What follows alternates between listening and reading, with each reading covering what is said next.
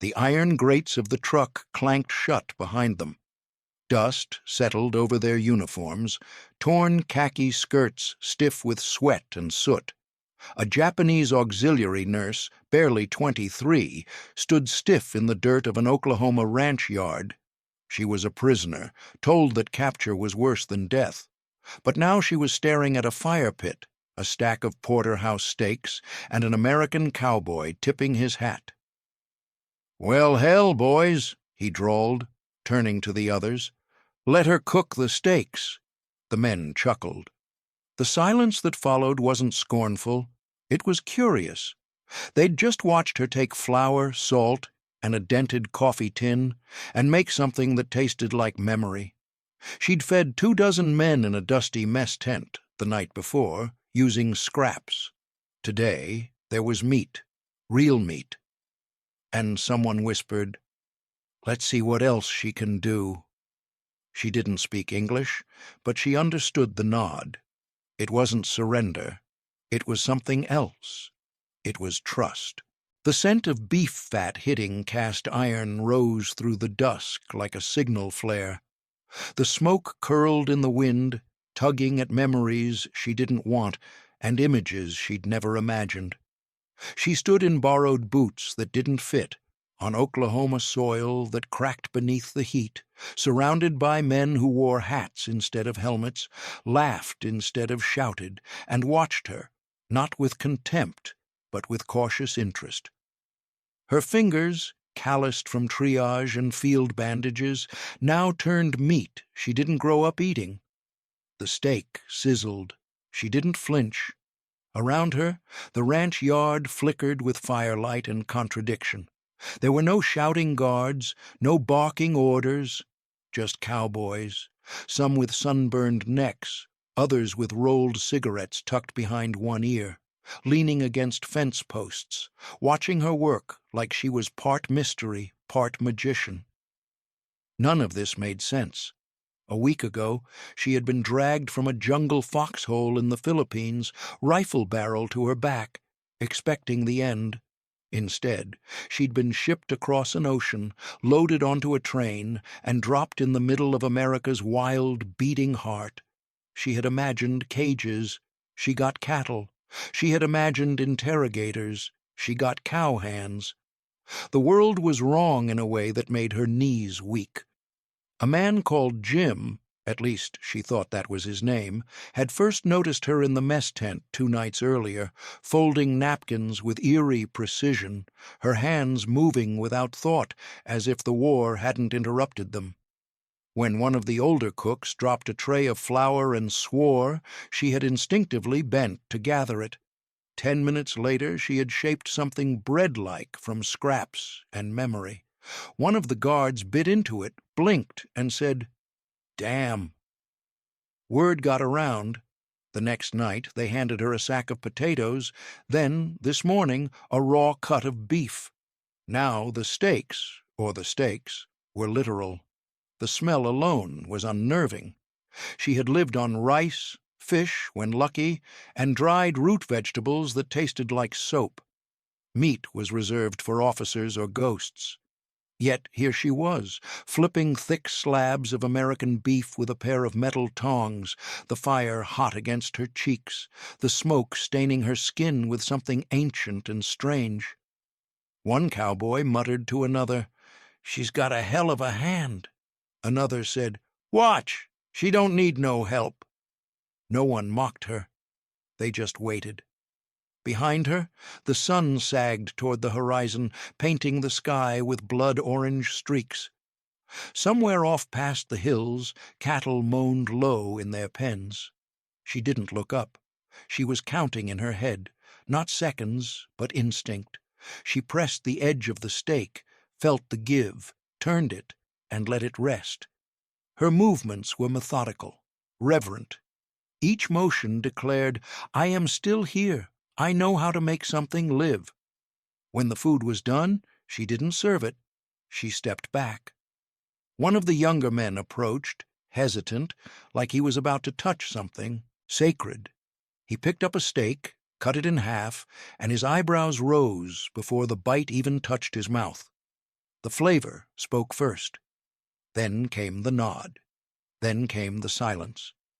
Not the silence of awkwardness, but the silence of reverence. Around the fire, the men took their food, chewed, chewed again. Someone let out a low whistle. No one said much more, but they didn't have to.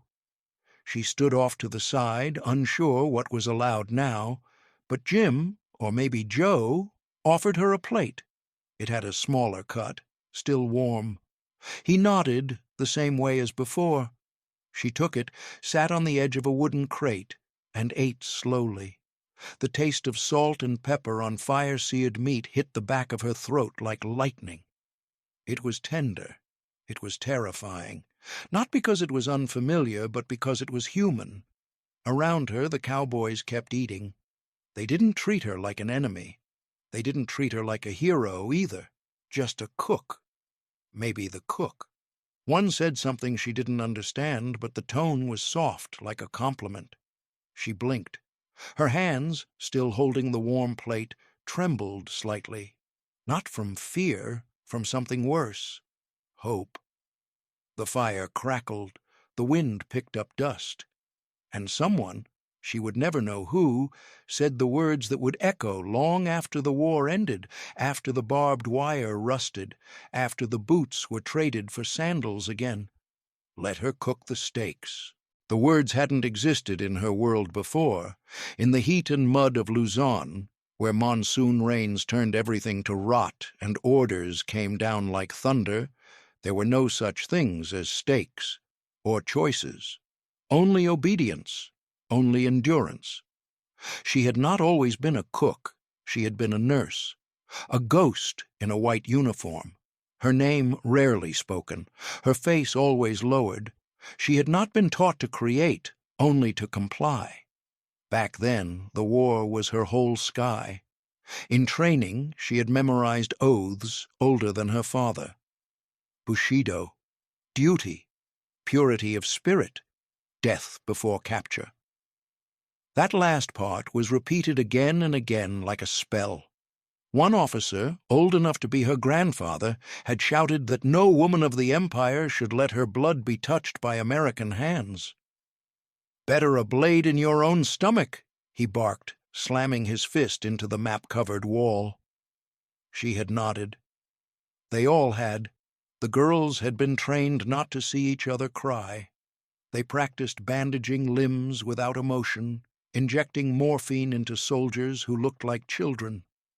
She had watched one young man, his chest caved in, eyes wide, whisper the Emperor's name before dying in her arms.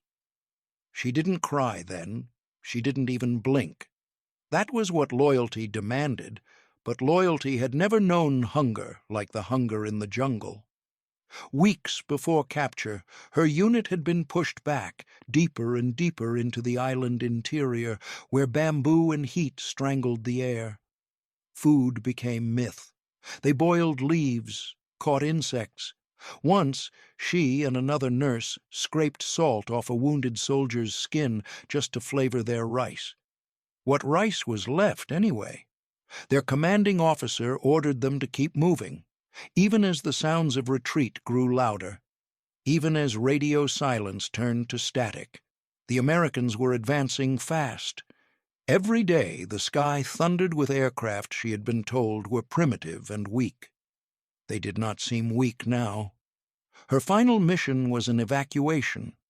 A wounded artillery crewman, shrapnel embedded in his abdomen. She had stabilized him, wrapped the wound with her last clean bandage, and waited for a truck that never came. She sat with him for an entire night, whispering prayers. At dawn, he was dead. By mid-morning, the gunfire was so close it felt like rain. Her officer handed her a grenade and said, "You know what to do if they come." Then he left. He never came back. She could have pulled the pin. She almost did. Instead, when the Americans breached the edge of the jungle clearing, rifles raised, shouting in clipped English, she froze. She raised her empty hands. For the first time in her life, she surrendered. What came next was not death. not torture, but something worse, survival. They did not beat her. They did not strip her. They did not spit on her. They gave her water. A field medic wrapped her ankle, which she hadn't even realized was swollen. Another handed her a blanket. A blanket in the jungle. She sat with it draped over her knees, too numb to speak. That night she waited for the worst. The stories had been clear. Americans were cruel, filthy, hungry for revenge. But no guard touched her. No one even raised their voice. She sat on the edge of a medical tent, watching fireflies flicker, her hands shaking from exhaustion and disbelief. She had broken the oath. She had chosen not to die. And still, no one punished her. They fed her soup. She did not understand the flavor. It was not rice. It was not home. But it was warm. And warmth, after years of cold duty, was unbearable. Before the fire pit in Oklahoma, before the stake, before the words spoken in a language she barely knew, there had been this. The moment when death stepped aside and let her live. Not with fanfare, not with mercy, just with a bowl of soup and silence. And in that silence, a new war began. Not outside her, but inside. The first thing she noticed on the transport ship was the quiet. Not the absence of sound, but the absence of fear in the sound. American boots thudded down steel hallways with no urgency, no menace. Orders were given, but not shouted. Guards stood watch, but they did not stare. They moved with the calm rhythm of people who were not trying to dominate, only to keep order. It unsettled her more than shouting would have. She did not know the route. No one explained. She and a handful of other Japanese prisoners, mostly young women like her, a few wounded men, were herded aboard the ship with tags around their necks, their belongings in canvas sacks. She braced for interrogation rooms. Instead, she was shown a bunk, a wool blanket, a metal tray of warm food, oatmeal, bread, something sweet she could not name. She did not eat at first. She stared at it as though it might bite her. Days passed. The sea stretched endlessly. At night, she curled up in her bunk, back pressed to the wall, waiting for the mask to slip. It never did. The guards were mostly silent, but their silence felt indifferent, not cruel. One offered her a tin cup of water during a stormy night. Another returned her dropped spoon without comment. When she cried, quiet, shaking sobs muffled into her sleeve, no one laughed, no one shouted. One guard passed her a tissue. He didn't speak. He just nodded once, then walked away. After nearly 2 weeks, they docked. She did not know where. The air smelled different, not jungle, not sea, something cleaner, sweeter. She would later learn it was Hawaii, but they didn't stay long. Another transfer, a naval base, then a train. She sat behind glass as America blurred past, vast fields, towns with neon signs, cars lined up in neat rows. She saw children on bicycles, women in dresses, men smoking pipes on porches as though the world was not on fire. It was not what she had been told. The enemy had faces, ordinary ones. When the train finally stopped, she was exhausted from the motion, from the questions in her head. The sun was hotter here, drier. Dust swirled in the wind. A sign, she couldn't read it, but below it stood men in broad-brimmed hats, rifles slung across their shoulders like afterthoughts. Cowboys. They weren't in movies. They were real. One chewed a blade of grass and smiled. Another offered her his hand as she stepped down from the train. She flinched. He didn't take offense, just tipped his hat and walked on. The camp was surrounded by barbed wire, but the wire was clean. The buildings inside were wooden, not steel, painted, quiet. The air smelled of hay, something frying and far-off livestock. There were no barking dogs, no snarling, just the low hum of cicadas and the creak of boots on dry ground. She was led to a barrack. It had windows, real beds, a small table, a shelf. Dinner came in a mess hall that reminded her, absurdly, of a school. Food was ladled by men in aprons, beef stew, warm rolls, a slice of something soft and yellow. She took the tray with shaking hands, sat at the corner table, and didn't touch a thing for minutes. Then she took one bite. Her body betrayed her. She ate the rest in silence, eyes stinging, throat tight. That night she lay on a thin mattress that felt too soft. She could not sleep. The room was too quiet. No gunfire, no shouting, just the occasional whisper from other women. One prayed softly. Another turned in her bed. She stared at the ceiling. The ceiling stared back. Was this a trick, a preparation for punishment? She didn't know. Her hands curled tightly under the blanket. Her thoughts looped like a scratched record. This was the enemy. These were the monsters. And yet there was no cruelty, no performance of hatred, just order, just dust, just silence. Sleep came only with the birdsong, and when she woke, the guard at the door nodded once, not as a warning, as a habit, as though she were a person, as though this, somehow, was real. She kept her head down, not because she feared punishment, but because she didn't know where else to look. Days passed in a rhythm she didn't trust. Morning roll call, quiet meals, quiet work. There was no screaming, no forced labor. The other women whispered among themselves, still waiting for the cruelty to arrive. But she was restless. Stillness felt dangerous. Inaction was not safety. So, when a corporal asked if anyone wanted kitchen duty, she raised her hand before she knew why. The mess kitchen was hot, louder than the rest of the camp, and smelled like grease and metal. It looked nothing like the makeshift rice pits back home or the smoky field pots she'd worked beside in the jungle. Here, ovens hummed with regulated heat, knives gleamed in drawers, and the pantry was stacked with tin cans, sacks of sugar, flour, spices. There were so many kinds of food she couldn't name them all, but the fire, at least that, was familiar. Heat was heat, and flour was still flour. She swept floors first, peeled potatoes next. A corporal in a faded shirt and apron kept sneaking smokes behind the storage shelves and occasionally asked her to just make something. He was young, bored. He handed her a bag of flour one afternoon, pointed at a counter and said, "You know what to do, right?" She didn't, not exactly, but she nodded. She didn't have a recipe. She had a memory. Rice flour, salt, ash water. That had been the base of home.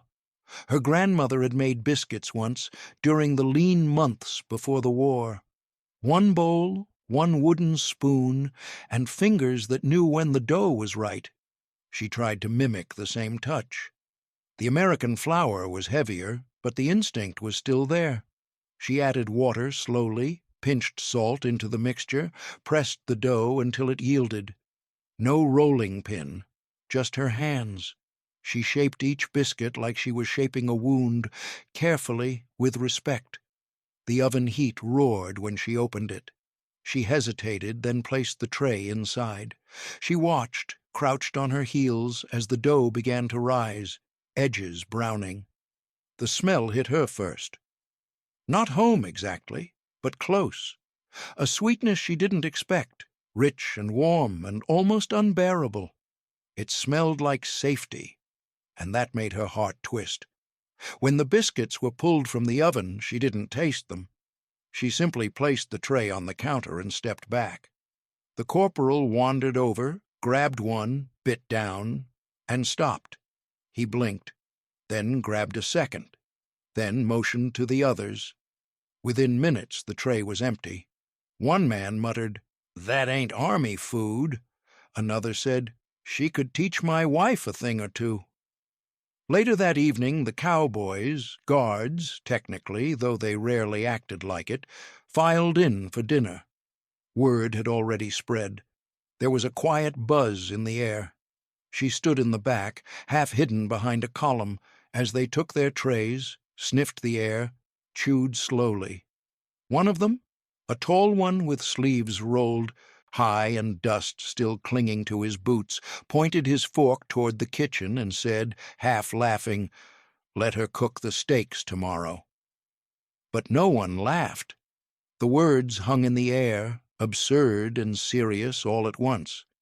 She didn't understand them, not fully, but she caught the shift, the tone. It wasn't mockery. It was invitation, challenge, maybe even respect. A new kind of battlefield where the weapons were butter and heat. That night she scrubbed the counter with a cloth that smelled faintly of bleach and garlic. Her arms ached, her back throbbed, but she felt something foreign settling into her chest. Not pride, exactly. Not joy. Just presence. She was not invisible here. And tomorrow there would be fire and steaks. And something inside her whispered, "Let them watch." She woke before dawn, before the guard's whistle, before the others stirred beneath their thin blankets. The kitchen was still locked, but she waited by the door until the corporal arrived, yawning and scratching his jaw. He raised an eyebrow, then handed her the key without a word. This time, she didn't need instructions. She had already begun planning the night before, counting the cuts of meat stacked in the icebox, mapping the process in her mind like a battlefield maneuver. The fire pit had been cleared and set the night prior. She would need coals, steady ones. She would need salt. She would need time. When the Cowboys returned that evening, dirt still under their nails, shirts stained with sweat and fence grease, what they found was not a mess hall. It was something older, older than uniforms, older than flags, a circle of fire, smoke curling into the dusk like a hymn. And her, standing there with tongs in hand, quiet but sure, turning the meat like it was sacred. She didn't flinch when the fat sizzled, didn't jump when the flames licked the iron. Her movements were clean, calm, rhythmic. The same woman who had once been told to die with honor now fed the men who were supposed to be her enemy. They lined up without orders. They didn't talk much. Not at first. The smell was doing something strange to them, pulling them backward through time, into kitchens and porches and Sunday afternoons they didn't talk about. One man took his plate and sat down without looking up. Another muttered, "Reminds me of when Ma used to cook." A third, older than the rest, chewed slowly, then said, "Ain't had anything like this since '41. There was a reverence to it, as if she weren't just feeding them, but reminding them of something they thought the war had burned out of them. She didn't understand every word, but she understood tone, the silence after the first bite, the pause, the careful chewing. These men were not used to being fed by women like her, and she was not used to being seen by men like them. But the food made a bridge no ideology could burn. She served them one by one, not with a smile, but with respect, the kind a warrior offers another after battle. The corporal who had first handed her the flour stood off to the side, arms crossed, watching. When his turn came, he took a bite and whistled low. "That's not army steak," he said. "That's something a mother would make." A few men chuckled. It was a small sound, almost shy, but it broke the spell. Someone made a joke, badly. Another offered her a cigarette she didn't take. Someone else asked if she'd done this back home. She didn't answer, but she didn't walk away either. That night, the barracks buzzed with something different. The guards didn't stop talking about it.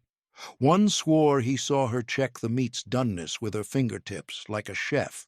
Another said she could run a whole mess hall better than any of the cooks stationed at Fort Reno. Someone else claimed he saw her close her eyes when she flipped the steak, like she could hear it. The story twisted as stories do. By midnight, she wasn't just a good cook. She was the best in the whole region. Maybe the country. Maybe the whole damn war. Word traveled, not just through the camp, but beyond it. A visiting officer from another base tried the leftovers the next day and asked, "Who cooked this?" When they pointed her out, he blinked. "You're joking," he said. No one was. She still didn't speak much, but something had shifted. The fire pit had become her post, the heat her companion, the food her voice, and the myth of the silent Japanese woman who could outcook any American spread like a grass fire she had been trained to follow. Now they followed her, with plates, with questions, with open eyes, and all she did was cook. But in the quiet moments after the last plate was cleared and the fire had turned to embers, something heavier always settled into her chest. Each bite she had served that night, each rich, buttered cut of meat, felt like a stone on a scale tipping somewhere else. Somewhere oceans away, her mother's hands were likely shaking from hunger, her sisters thin from rationing boiled roots, the men in her village gaunt with loss. And here she was, feeding beef to Americans, cutting onions without ration stamps, using oil like it was infinite. One evening, after roll call and dishes, she sat at the edge of her bunk with a pencil and the yellowed paper they gave the prisoners to write home. A small mercy, a bigger torment. Her handwriting was still neat, though her hand trembled at first. She hesitated before she began. What could she say? What should she say? She had not heard from her family since the surrender. She didn't even know if they were alive. But the words came, one by one. "To my family," she began, "I live in a place of dust and fire. There are cows and quiet men who wear big hats. I cook. They eat what I cook. It is not a punishment, though I do not yet understand if it is mercy." She paused. The next line hurt to write. "I eat what your enemies eat. They let me cook. They let me live." She stared at the words for a long time, then wrote more. "I remember how we used to make barley rice with sweet potatoes. I do not know if you still eat that. I do not know if you eat at all. I hope you do. I dream of our kitchen. I can almost hear you scolding me for adding too much salt. I would give anything to hear it for real." She didn't ask for forgiveness. She didn't believe she deserved it. She folded the letter carefully, wrote the village name, the address she hoped still existed, and gave it to the guard with the soft voice the next morning. He took it without reading it, placed it in the outgoing pile, and offered her a small smile. She did not smile back. What she didn't know, what she couldn't know, was that her letter would never reach her family. Somewhere between Oklahoma and Japan, it would be intercepted. A red stamp would blot out the sentence about eating. Another line, "They let me cook," would be blacked with ink, dismissed as propaganda. A censor in Tokyo would glance at it and mutter, "Too confusing, too sympathetic, too American," then toss it in a pile never meant to be seen again. Back in the camp, she continued to cook. She could smell pork belly searing, smell garlic browning in butter, see how the cowboys relaxed more with each passing meal. But the joy that once stirred faintly inside her chest now came with nausea. She began eating less, not because the food lacked flavor, but because abundance had become unbearable. She had seen starvation. She had touched it, tasted it, buried it. Now, to hold a full ladle felt like theft. Each time she served steak, she remembered her mother's cracked hands. Each time a cowboy smiled, she saw her father's thin frame in the winter of '44, scraping rice from the bottom of a tin bowl. These men joked about seconds. Her family had prayed for firsts. Still, she said nothing. Her silence was her rebellion, her precision, her control. In the flames of the fire pit, she shaped her sorrow into order. She cooked with the discipline of a soldier, because that's what she had been. Now she was something else. Not civilian, not enemy, not yet free. Just a woman standing in a land that fed her body and starved her heart. And every night she wondered, if the letter had gone through, what would they think of her now? She never got an answer, but something else came, not in the form of a letter or an apology or a sign from home, but in the odd, fumbling language of American boys who didn't know what to do with silence. It started with a harmonica, a stubby, dented thing with scratches on the side and only half the notes in tune. One of the younger guards, a freckled man from somewhere called Missouri, left it on the kitchen counter with a nod and said, "For after." She didn't know what he meant, but that night she pressed it to her lips and played something close to a lullaby. Her fingers remembered, even if her mouth didn't. The tune was off, but the feeling was real. The next day, another brought her a book, an illustrated one. Children's stories, simple words, big letters. He pointed to a page and said, "Apple." She repeated it, "Apuru." He smiled. She felt foolish, but something inside her, something that had been starved of laughter, stirred. Another man, older, showed her a photo, a girl with dark braids holding a chicken. "My sister," he said. "She cooks, too." She nodded, unsure how to respond, but he didn't expect anything. He just looked at the photo a little too long, like it was the only thing still keeping him anchored to a world before the war. There were others. One taught her the word butter, repeating it over and over until she said it clearly. They clapped when she got it right. Someone else, shy, quiet, wrote her name in block letters and had her do the same. She learned theirs, too, not ranks. Names, Sam, Eli, George, not monsters, just boys from towns smaller than hers with dirt under their nails and songs in their heads. And slowly, without permission, her memory of home began to shift. She had spent her whole life believing Japan was the beginning and end of honor. But what was honor if it required silence in the face of kindness? What was home if it demanded your hatred in exchange for love? She remembered her village as strict, cold, proud. Her parents were good people, but love had been tight-laced and quiet. Here, in a camp in Oklahoma, of all places, she was learning to say "thank you" with her eyes, to taste joy in a piece of cornbread, to be seen not as a traitor or tool, but as something painfully close to human. The fracture came not as a scream, but as a whisper.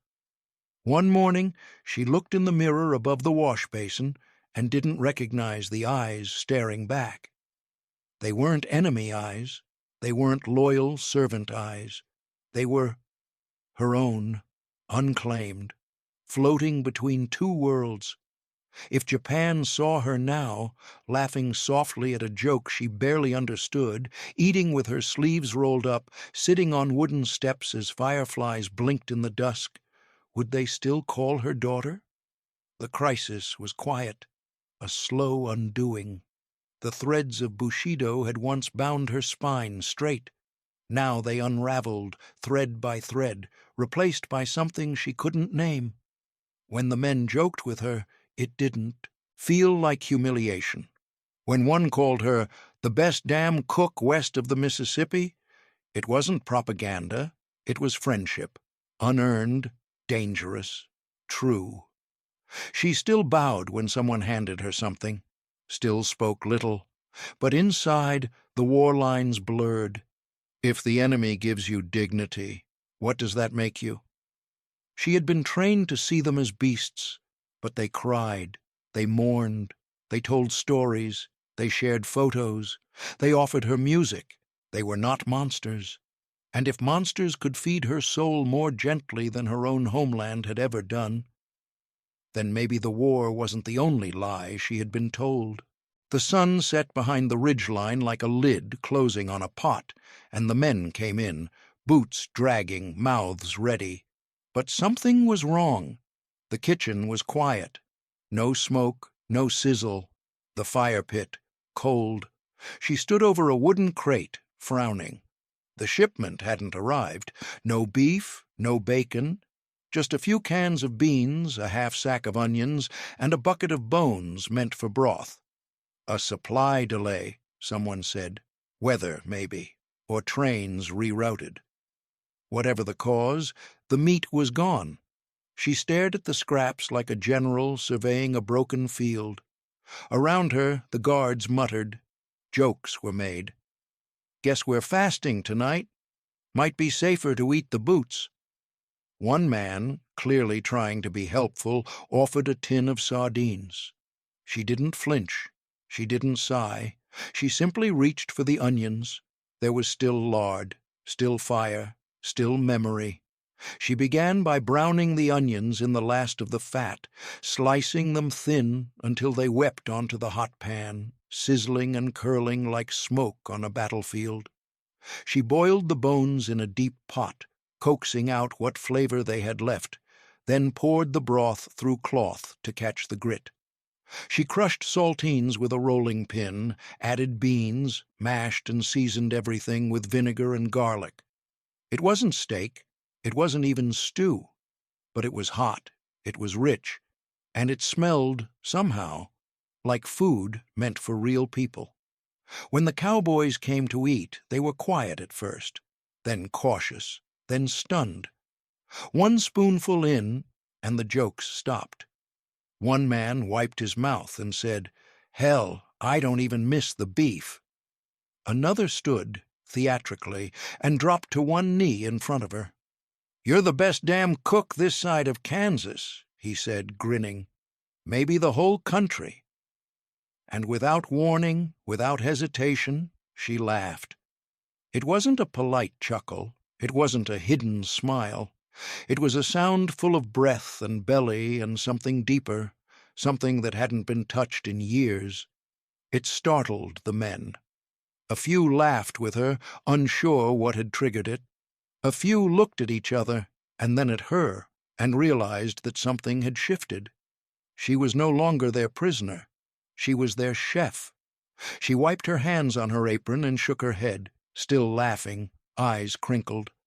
One of the younger men said, "Well, I'll be damned. She's human after all." He meant it kindly. She knew that, but still the words stuck in her ribs, as if cooking hadn't already proved that, as if dignity needed translation. But in that moment, none of it mattered. The fire was warm again, the food was eaten, and the laughter, hers, theirs, echoed against the walls like a song nobody had expected to hear. That night, she sat on the porch steps beside the kitchen, the harmonica resting in her lap, unused. She didn't need it. The music had already happened.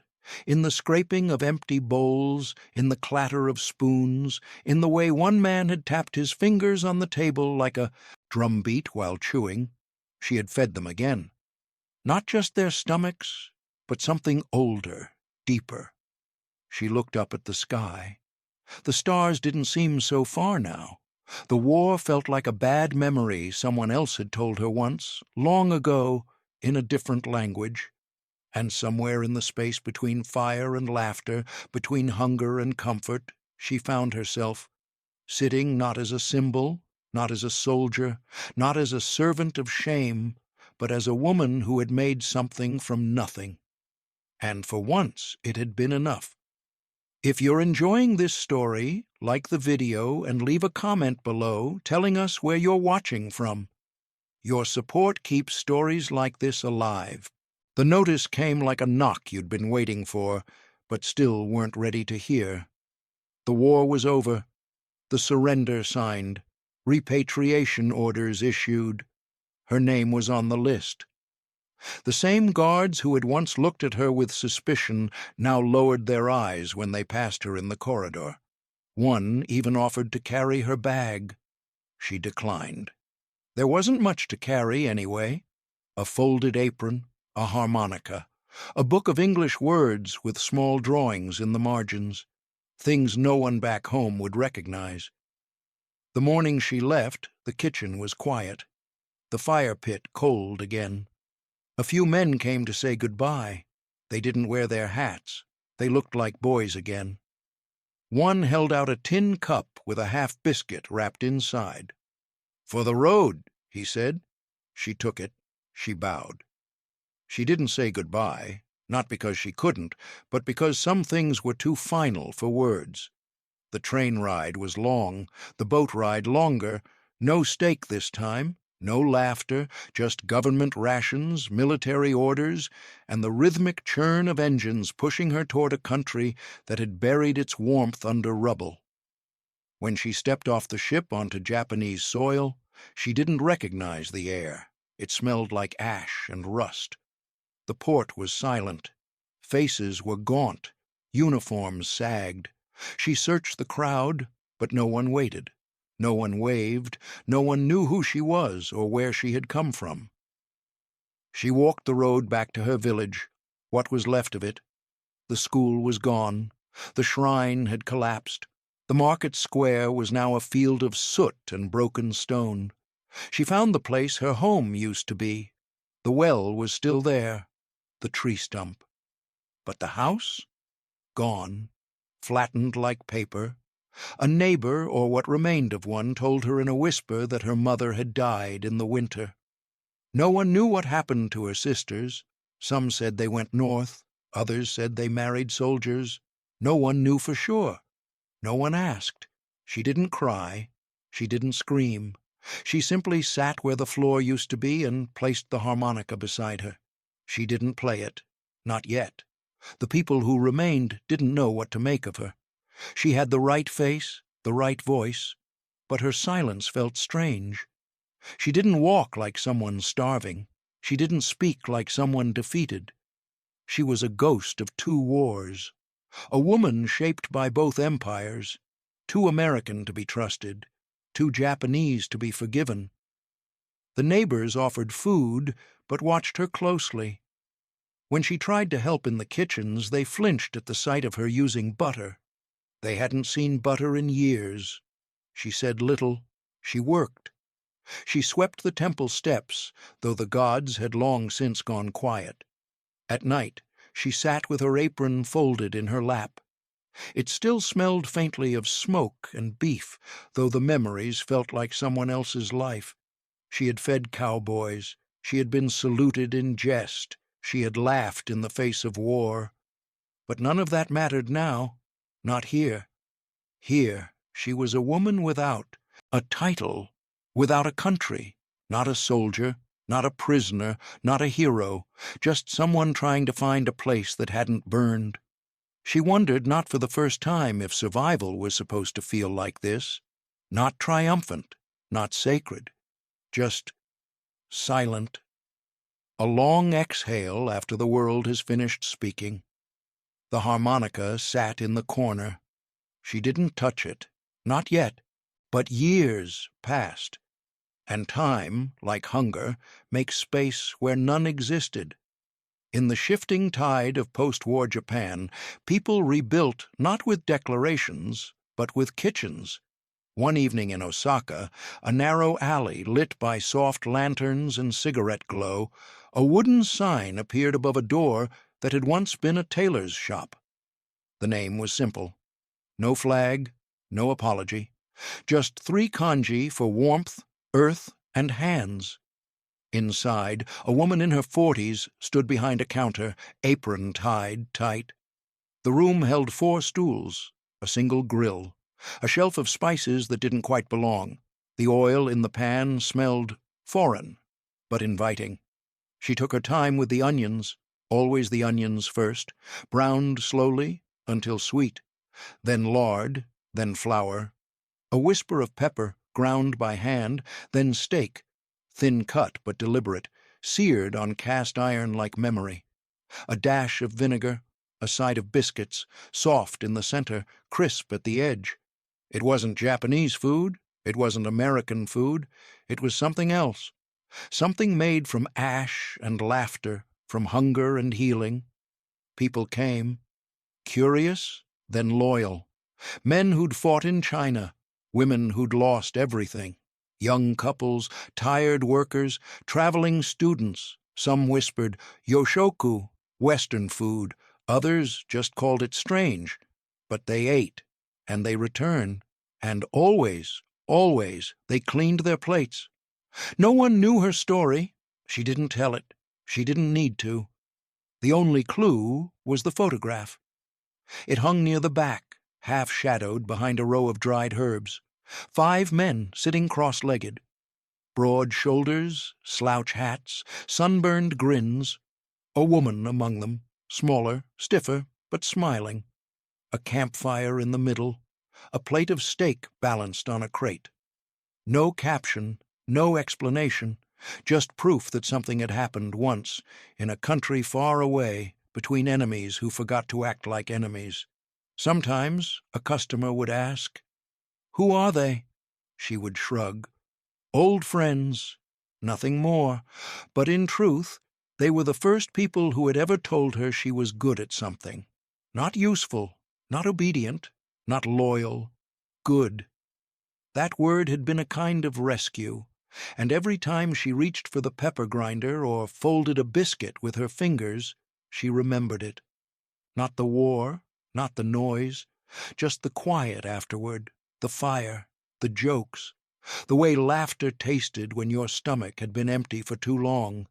Cooking, for her, became something sacred, not a task, a telling, a form of rebellion, not loud but lasting.